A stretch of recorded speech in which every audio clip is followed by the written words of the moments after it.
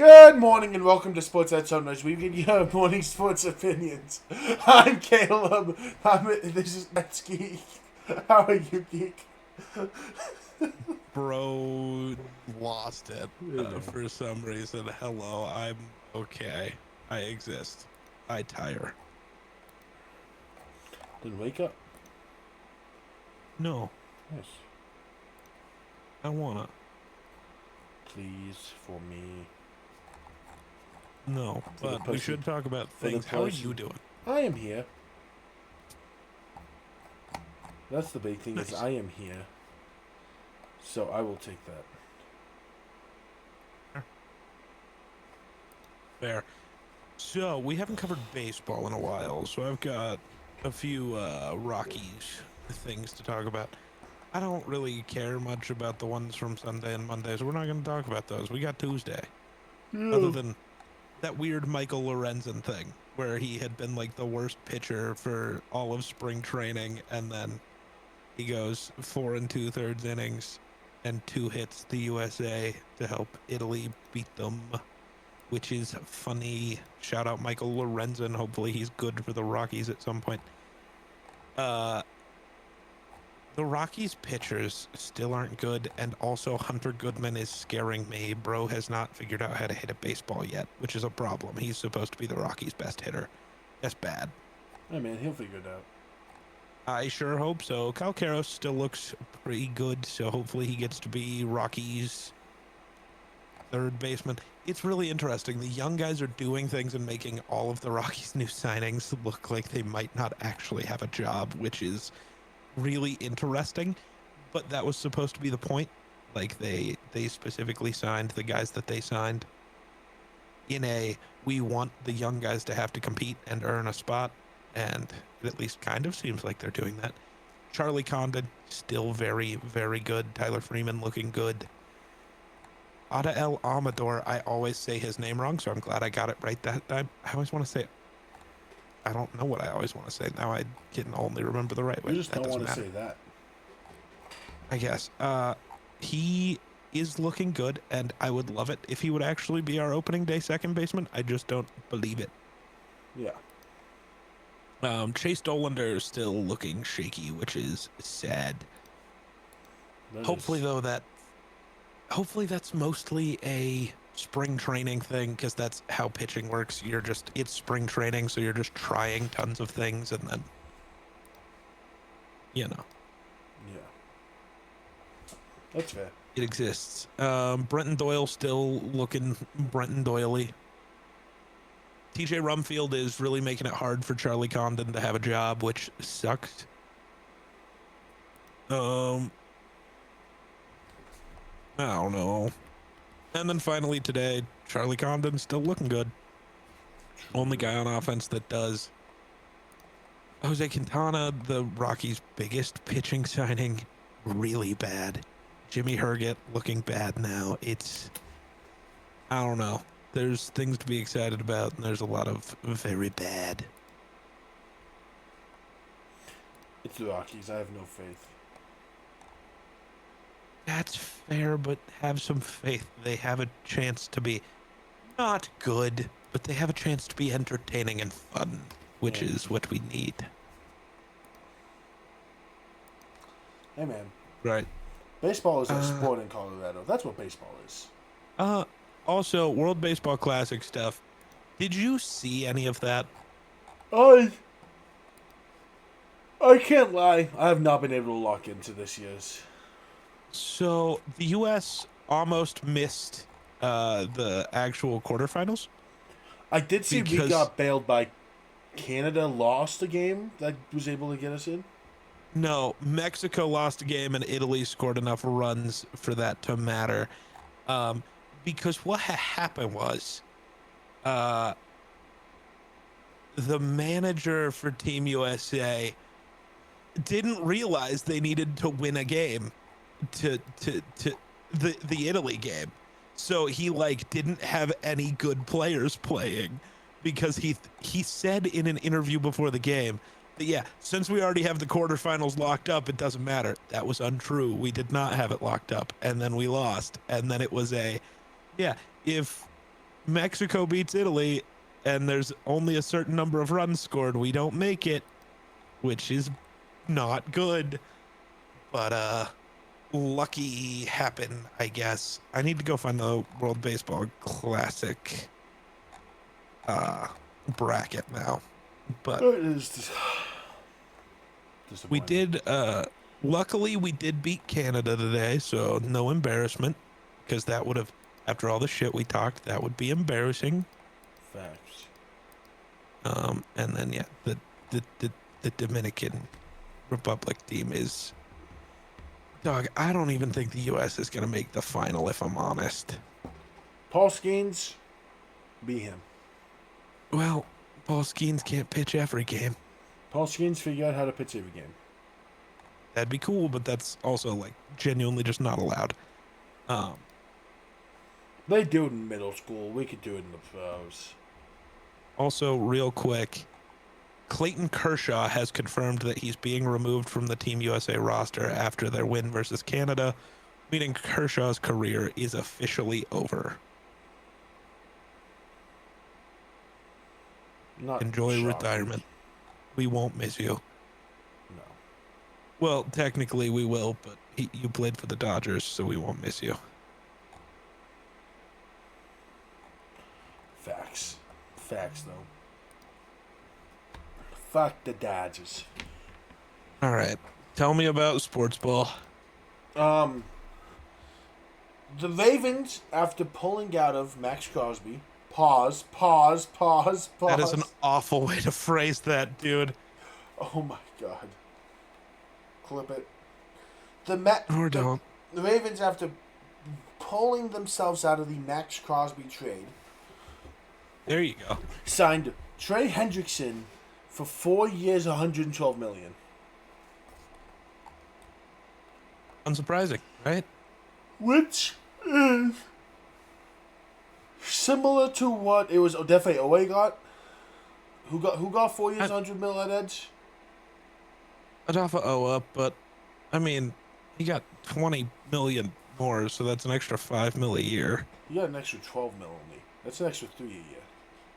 What? Hendrickson was 112. Oh, I thought it was 120. He was 112. Gotcha.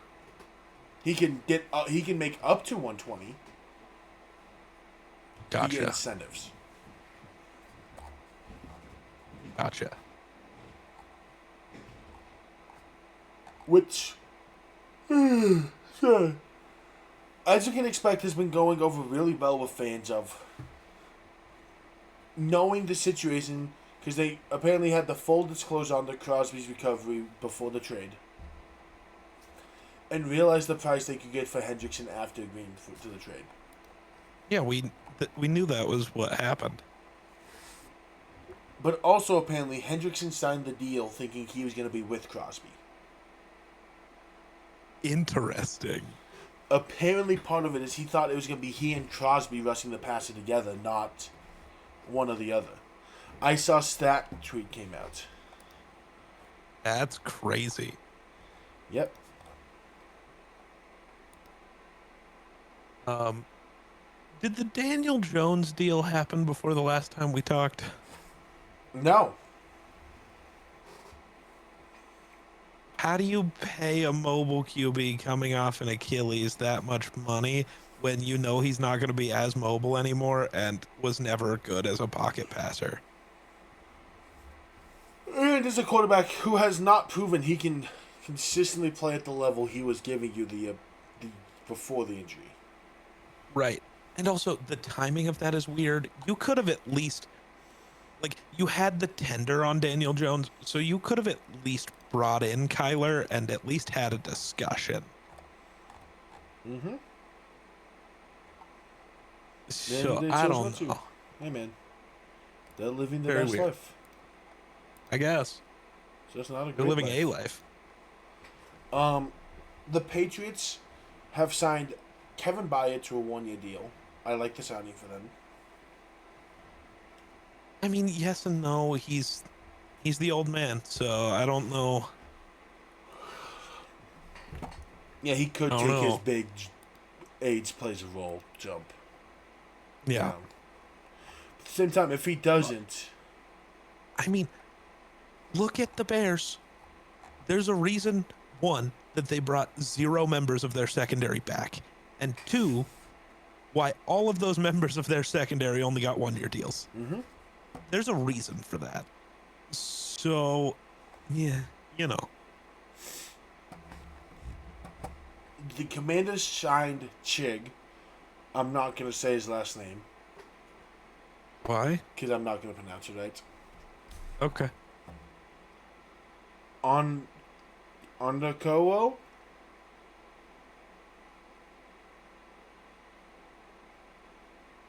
Chigakonkwo. I had Yes. to remember his name. Has signed him. I do like that signing because that tight end play last year was abysmal from the Commanders. That's super. Well, it was not. Zach Ertz exists. Oh yeah, fuck. Zach Ertz was great last year. Never mind. I forgot Zach Ertz exists. Sorry, I didn't lock into the Commanders because, half that franchise got hurt, aka Jaden Daniels. Gotcha. But Yeah. Chig's great. Are we saving the one that's just a loss for your team for later? I'm looking up the OE page. Oh, I'm just on Ian Rappaport's page, so it's what's next for me. Oh, I don't know if I tweeted it. We'll save it for when we talk about both our teams. Yeah, I was gonna say it's not that big for you, so it's fine. Chubb signed a 3-year, $43.5 million deal with the Bills, which continues the Bills' common thread. Try to act like we're going to bring in a good defensive pass rusher to help us win, but not be willing to spend the money for any of the premium guys who are actually out there, but bring in a guy who people think is good, but realistically is an average pass rusher. I'm so dumb, and when you brought this up before the episode and said Chubb, I thought you meant Nick Chubb signing somewhere, and I was like, oh, I didn't hear about that one. And then you said that, and I remembered Bradley Chubb, and I was like, oh, right. Yeah, that's really funny. Yeah. Why do the Bills keep doing this where, okay, genuine question. Would you rather take a flyer on another old man edge rusher like Bradley Chubb, who has been on the decline for 4 seasons, like you did with Joey Bosa, like you did with Von Miller, like you did with somebody just before that? I don't remember who, but unimportant. And none of those have worked. So would you rather do that? Or, genuine question, if you're the Bills, would you have rather traded away the 27th pick for Jonathan Grenard, who's actually good at football currently? Grenard. Right. Or, so what are you doing? Hear me out. I don't know, draft an edge at 27? Yeah, that's what I was going to say. The last time you drafted an edge, it has ended well with you with Rousseau, who's outstanding. Instead, you're going to draft a guy who has now going to his 3rd team in his career as a guy who people keep saying, oh, he's a great pass rusher. If he was great, respectfully, Denver wouldn't have let him leave the building. Denver wouldn't have traded him for almost nothing. He would have had great success next to Von Miller when Von Miller was still Von Miller. None of this would have happened to Chubb if Chubb was like that. Chubb's solid. There's a reason why Chubb still gets money, but he's not gonna fix your pass rush issue by himself. No, and he's not worth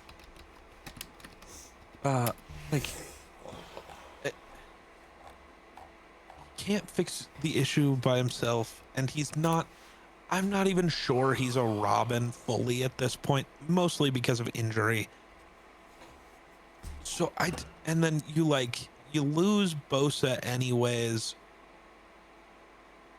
I don't know. It just feels like another half measure by the Bills, so they get to do see, we're trying to build around Josh Allen. See, we're trying. It just everyone else is so much better than us, when in all actuality, it's just Brandon Beane's a horrifyingly bad GM, and no one cares to acknowledge it. Oh, he's had two 10-plus sack seasons in his career. Yeah. One of which was his rookie year next to Von Miller, which you just have to be a competent pass rusher next to when that Von existed to get 12 sacks. Mm-hmm. The other was his first full year in Miami. He had 11 sacks. Yeah. And then he had another full year last year and only had 8. Which isn't bad, but it's also not good. Because it's also 8, but it's not great pressure numbers. Because, you can have a guy like Jonathan Grenard who is wrecking a game, but just not being the one to get home for the sack. He's just, getting pressure, which is huge. Bradley Chubb's not getting pressure. It's the same as TJ Watt. TJ Watt will get a lot of sacks sometimes, but then his pressure rate's one of the worst in the league. And you're like, how does that work? Yeah, it's just bad, dude. But yeah, I don't love that move, TBH. I hate it. I hate it a lot. Valid. I would have loved it for any other team, realistically. Just not the Bills. Valid. Giants re-signed Evan Neal. I think that's interesting. Really? I don't think it's the best move, but also, I don't know. Harbaugh has at least partially always demonstrated the ability to, whether it's through Harbaugh or somebody else around him, be able to develop O-linemen. Yeah. So I still think Neal can be a great lineman. He's got the tools, and Andrew Thomas took 4 years to figure it out also. And then now he's one of the best tackles in the league. If you could have Neal and Thomas as a duo, if Neal can figure it out, that's sick. So I don't hate it. I don't love it, because who knows, but I don't hate it, which is good. Yeah.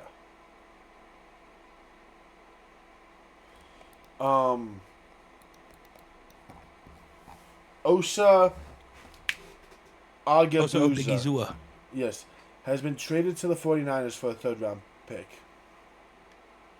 It's crazy that Osa went for a third-round pick.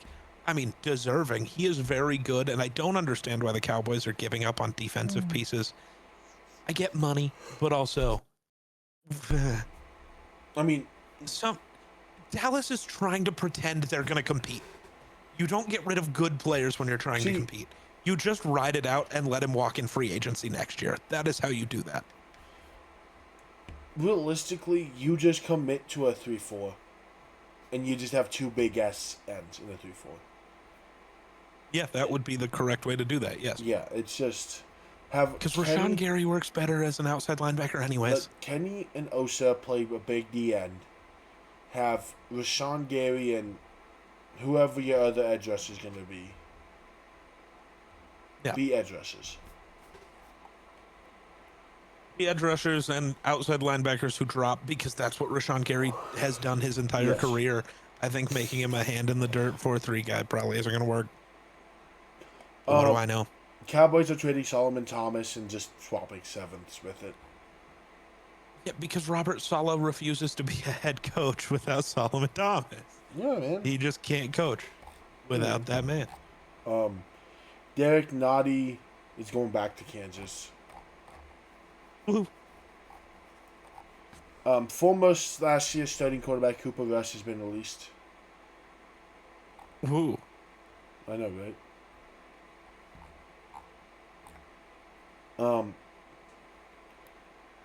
We did talk about Jonathan Allen. Did we? No, we did that Thursday before the stream. Yeah, that was just a me being like, it's really dumb that the Bengals paid Jonathan Allen, because now the Vikings get money free of the cap situation that Jonathan Allen put them in, which is really funny. Yeah. Shout out the Bengals for being stupid. Actually, that also happened with Javon Hargrave. did, yeah. Teams keep helping Minnesota by signing these guys to real deals that they don't deserve. Javon Hargrave was ass last year. I'm Who open. picked him up? Oh yeah, the Packers helping solve the Vikings money problems is really funny because that team is stupid. I am willing to give Jonathan Allen some slack from how he played last year. He could very much be one of the guys who doesn't fit in the floor scheme. Well, Jonathan Allen was just, the issue is, like, Hargrave is just a pass rusher, which doesn't work in a Flores scheme. Well, he knew what he signed up for, so the stats thing, he doesn't get to be mad that his numbers were bad. He knew what he was signing up for in a Flores scheme. Yeah. Jonathan Allen has never been a pass rusher. Like, he is just, a big, meaty lane clogger, and that's good, but he wasn't very good at it.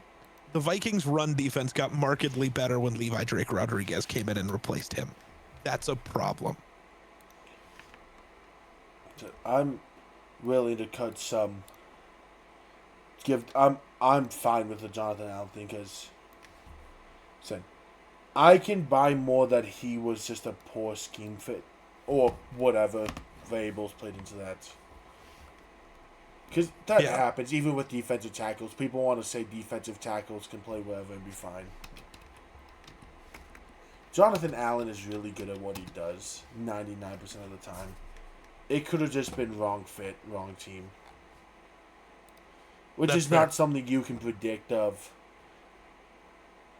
You think you can play well here and it just doesn't happen. I do want to know real quick, because when Jonathan Allen was at his best was when he had Daron Payne, a pass rushing defensive tackle, next to him. And he's not going to get that in Cincinnati. No. That is not what BJ Hill does. So unless Chris Jenkins takes over that other starting spot and becomes that guy, I don't think it's going to work either. Being in a 4-3 will help a bit, but he's not going to go back to being Jonathan Allen. No. We will. I'm interested to see what happens there. Fair. Bryce Huff retired. This is true. The Bills did the signature move of trying to act like we're helping Josh Allen. He signed CJ Gardner-Johnson also. That one actually is less bad to me. I think that move actually matters. He can still play. Yeah. I don't know. I'm not a big fan of him. Fair. But we all have those players. Well, that's because CJGJ is a dick. Yep.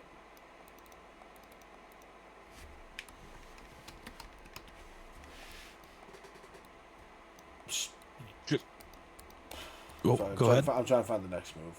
Oh, Jaquan Brisker to the Steelers. Yep. Crazy. Which is exactly what we all knew was going to happen. Yeah. It was basically confirmed last year when they got Fields, which is really funny. Yeah. I do want to know real quick though. I don't remember who the Steelers' other safety is currently.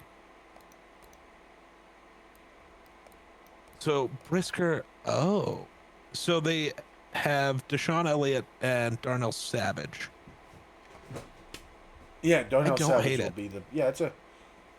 I really like this roster that the Steelers have put together.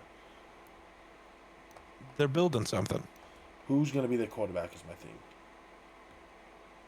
Aaron Rodgers. It's going to be Aaron Rodgers. Most likely. If so, I think they will be competitive. They won't.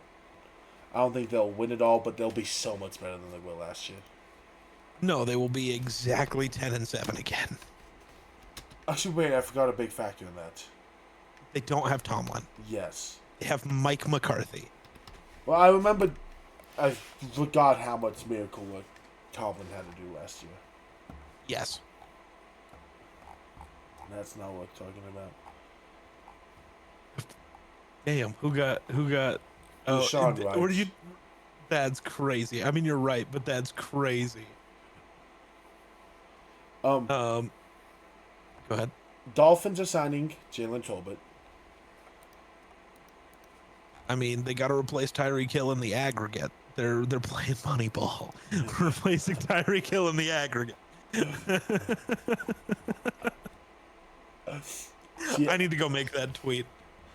You know what sucks? I'm currently making the thumbnail as we get. Do you want that so as badly part of the wanted, thumbnail? I so badly want to change what I'm doing the thumbnail as. I'm gonna go edit this picture to tweet out. This is Jalen Tolbert. He is Tyreek Hill, but a lot cheaper.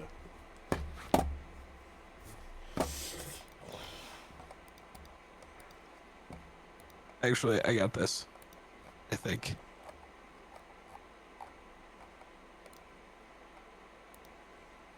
But all right, what's next? Dalvin Tomlinson. We all said he was going to go when he got cut. I think A1 said he's going to go somewhere where he's going to go to a contender.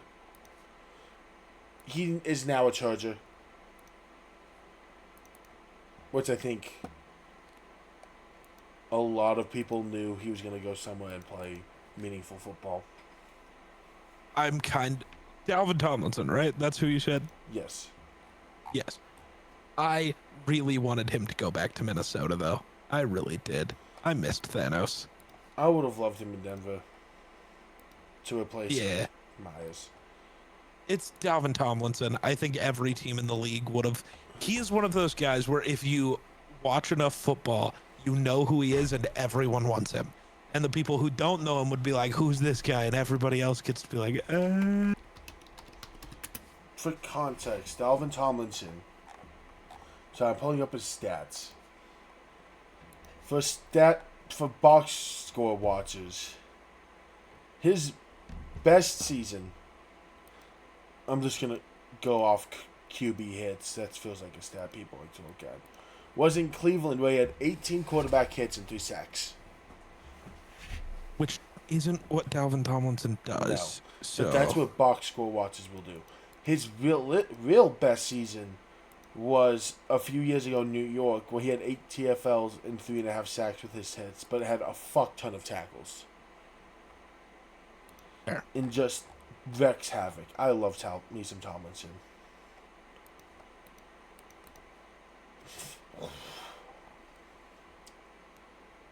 The Panthers are signing Rashad Walker to a 1-year deal.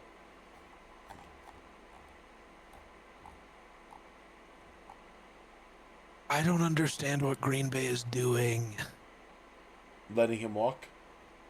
Letting everyone walk.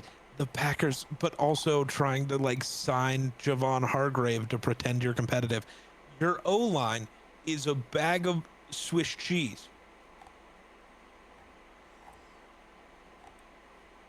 The only starting caliber player you have cannot be Zach Tom. You're so fucked. Yeah. Which is good for me. Jordan Love might die. I don't know when the last time he played a full season is. It won't be next year, though. I can tell you that.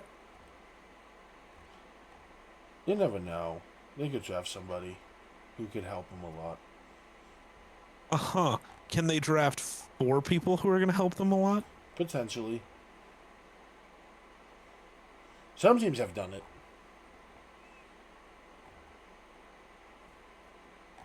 Yes, but the Packers, though? Yes. The last huge move, L'Jarius Sneed has been released. Bronco. Viking. Bronco. Let's be honest. He's probably a chief again. Let's be honest. He's gonna go back to being one of the best corners in the SPAG system. Yeah. He was, I felt last year, just a good corner in a bad situation that made him look worse. which just happens. Like, you can't control what some of the people are going to do, man. Like, what? Yeah. It's what happens. So you have Broncos losses and one comeback to talk about. Yeah, I was going to say, I'm going to do Broncos first.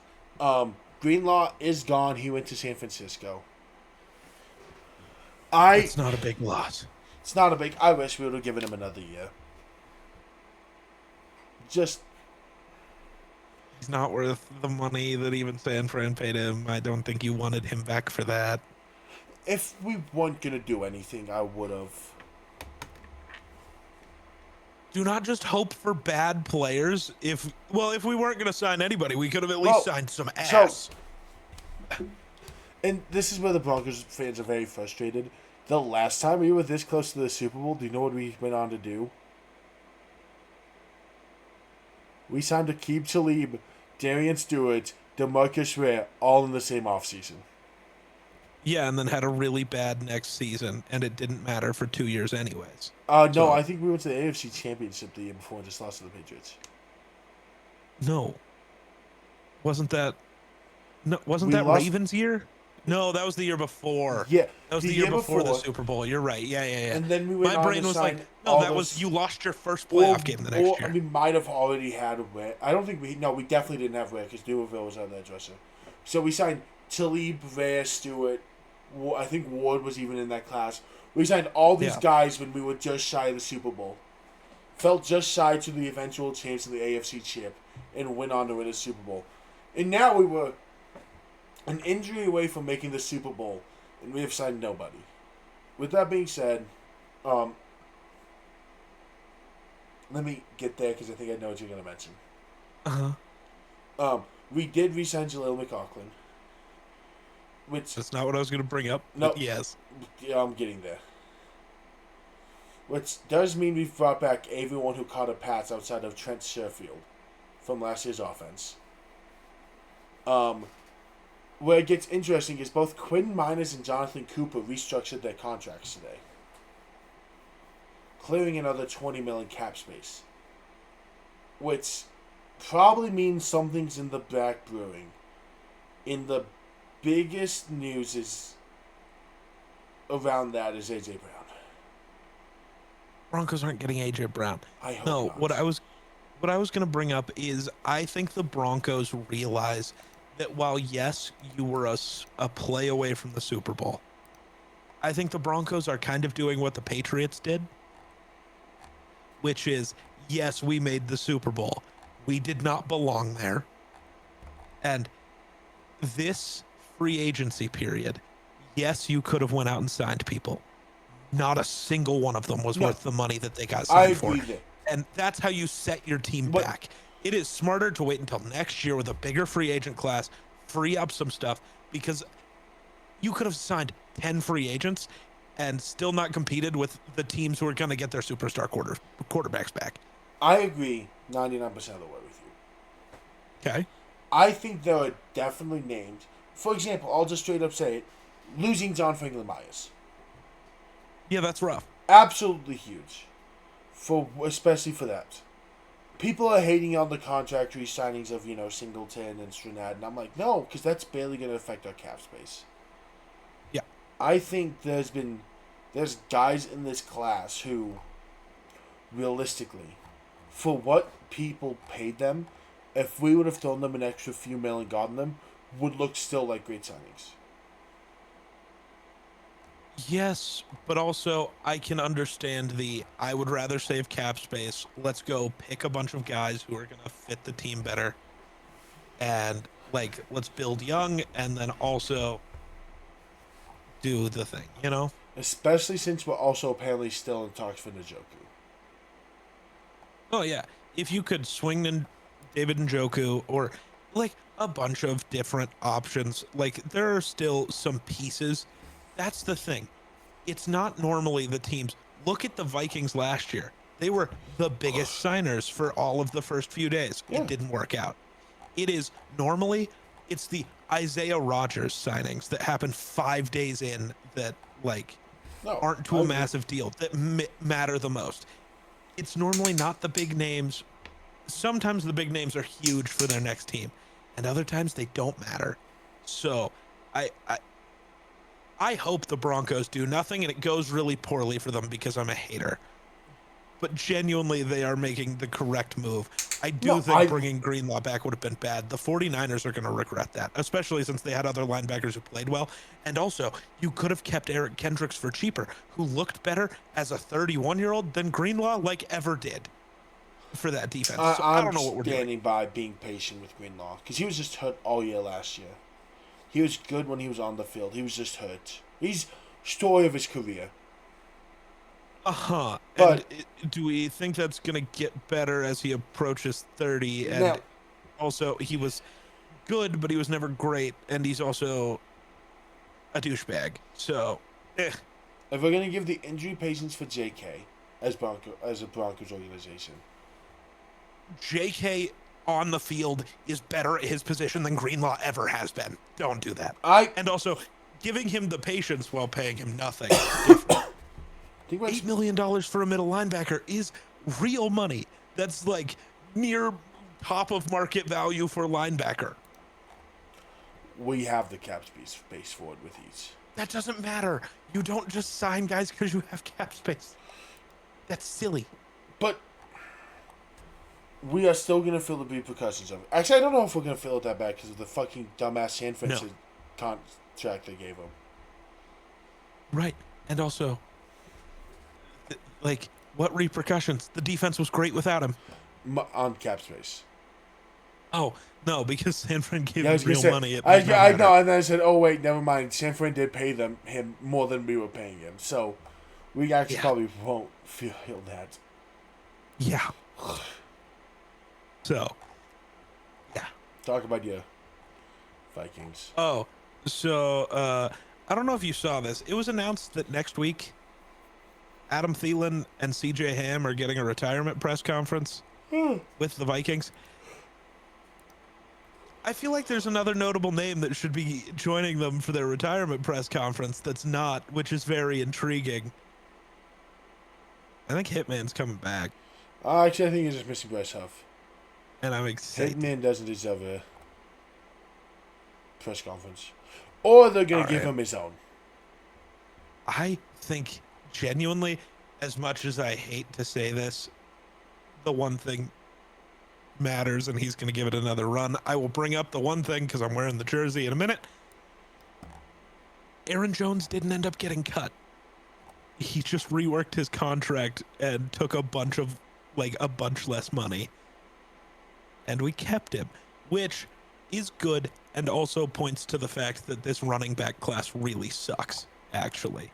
And it's not worth drafting a guy. There's one guy in this class who's worth a pick. And then after that, it's like maybe you take a flyer very, very late. Yeah, as I say, once Jeremiah Love's off the board, if people think Love will go very early, not just because he's really good, but because after Jeremiah Love, if you need a running back. Yeah. So, I think keeping Aaron Jones tells you what the Vikings' plan is at running back. It's Jordan Mason's going to get most of the snaps. Aaron Jones is going to be a gadget guy, and we ball. Which makes sense because there's going to be great running backs on the board next year as far as we can tell. Then I think, the big news. The Kyler Murray one.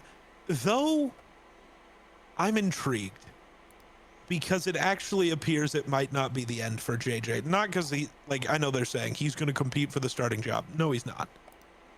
But they did give in Kyler's contract a no tag clause. They cannot franchise tag him. So unless they sign him to a big money deal after the season, which I don't think they'll do, Kyler walks. So we get a year of Kyler Murray, and then it's back to JJ. So he finally gets a year to develop underneath, behind somebody while still getting reps. And also, I love Kyler. he gets hurt all of the time. There's still a world where we see JJ snaps this year anyways. Which is big for him, especially even if Kyler's good, if JJ gets snaps and looks really good, it's still we're good, we're set. So I don't hate it. I think the Vikings have the best chance to be competitive, and it's a very interesting year for it because the rest of the NFC North just keeps getting weaker. Yeah. The Bears are getting weaker. The Packers have gotten weaker. The Lions have been and continue to be getting weaker. The Vikings are building back up, and they're playing it smart. They're playing it patient. They're not forcing signings again this year. I still think, in my perfect world, they add a defensive tackle, they sign a receiver, and it'll probably be Hollywood Brown, D-Hop, or Christian Kirk because of the Kyler connection. So add a defensive tackle, draft center. That is important. And then also draft a safety. We need another one. I don't care.